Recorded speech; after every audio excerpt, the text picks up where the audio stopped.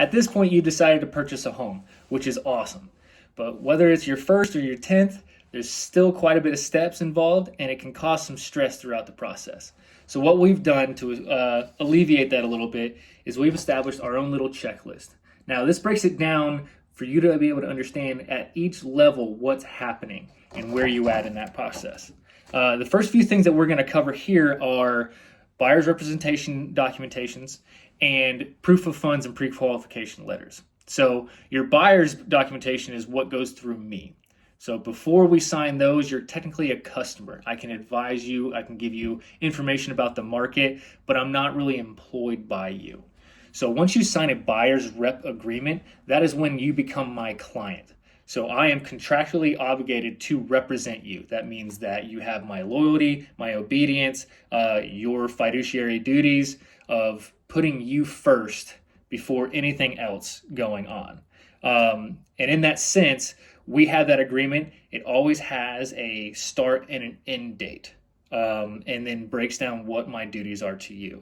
The second document that is required by the state of Texas for every real estate agent is what they call an IABS. That's an information about brokerage systems. So anytime that you're speaking to somebody in detail about a property, you may be presented with this. And it just basically breaks down what a brokerage is, how they work, and what their responsibilities are to you.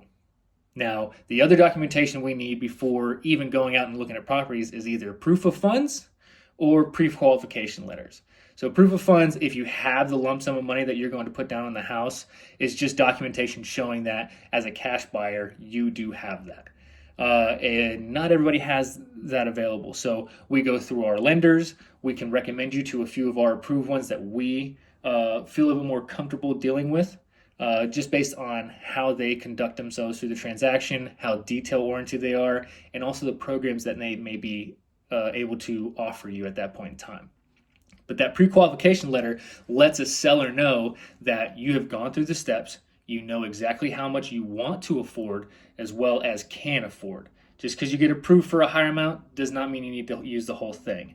But pairing that with an offer gives them a little bit more comfort knowing that that contract is going to be executed properly.